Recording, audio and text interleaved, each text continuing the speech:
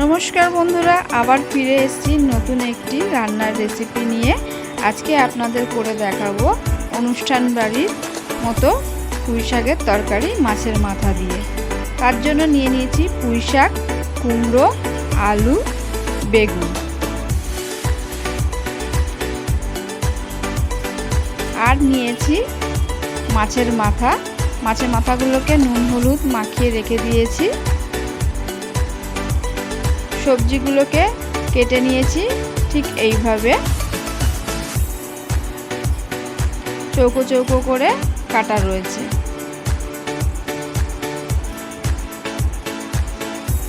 এবার নুন হলুদ মাখানো মাছের মাথাগুলোকে ভেজে নেব। কড়াইয়ে তেল দিয়ে দিয়েছি, তেল গরম হয়ে গেছে। এবারে এর মধ্যে দিয়ে দেব মাছের মাথাগুলো। মাছের মাথাগুলো একে একে দিয়ে লাল লাল করে ভেজে নেব।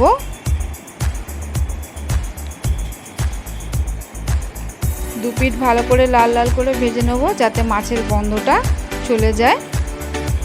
মাছ আমার ভাজা হয়ে গেছে মাথা। এবারে এটাকে তুলে নেব।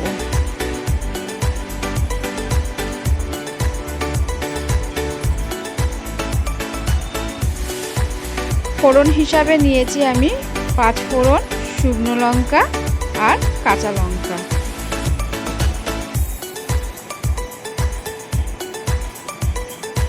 এইগুলোকে এবার তেলের মধ্যে দিয়ে দেবো।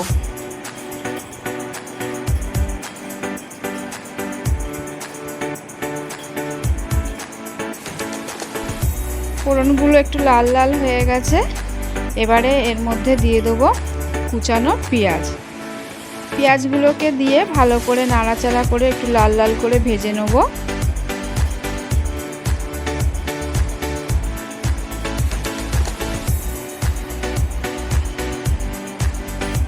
পেঁয়াজগুলো লাল লাল হয়ে এসে একটু, এবারে এর মধ্যে দিয়ে দেবো টুকরো করা আলুগুলোকে দিয়ে ভালো করে নাড়াচাড়া করে আলুগুলোও ভেজে নেব।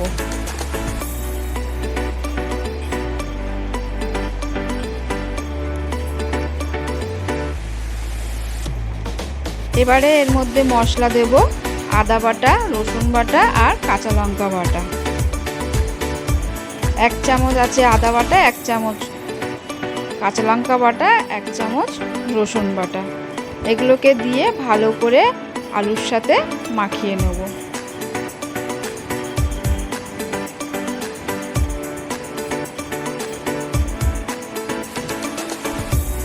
এবারে এর মধ্যে দিয়ে দেব জিরের গুঁড়ো, লঙ্কার গুঁড়ো, হলুদ গুঁড়ো, নুন, স্বাদ মতো মিষ্টি অর্থাৎ চিনি।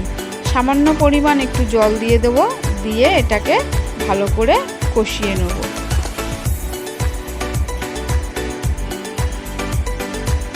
কষানো হয়ে গেছে, মশলার থেকে তেল বেরিয়ে গেছে। এবারে কেটে রাখা টমেটোগুলো দিয়ে দেব। টমেটোগুলো দিয়ে ভালো করে নাড়াচাড়া করে নিলাম। এবারে ভেজে রাখা মাছের মাথাগুলো এর মধ্যে দিয়ে দেব। মাছের মাথাগুলোকেও ভালো করে মশলার সাথে মাখিয়ে নেব।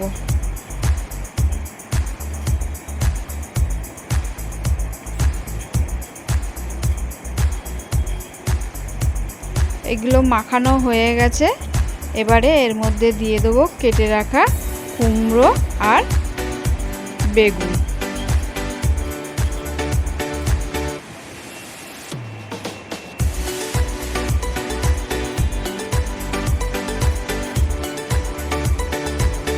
বেগুনগুলো দেওয়া হয়ে গেছে। এবারে দুটোকে ভালো করে মশলার সাথে মিশিয়ে নেব।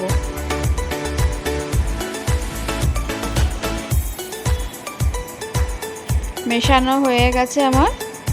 এবারে কেটে রাখা পুঁই শাকগুলো দিয়ে দেব। পুঁই শাকগুলোকে দিয়ে ভালো করে নাড়াচাড়া করে পুঁই শাকগুলোর জল বেরোতে সময় দেব।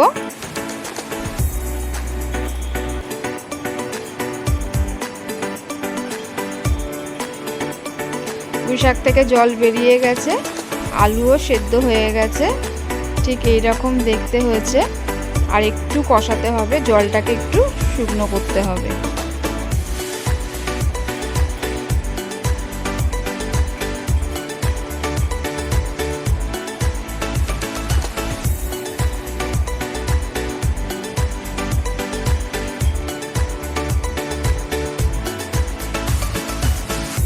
ভালো করে নাড়িয়ে চাড়িয়ে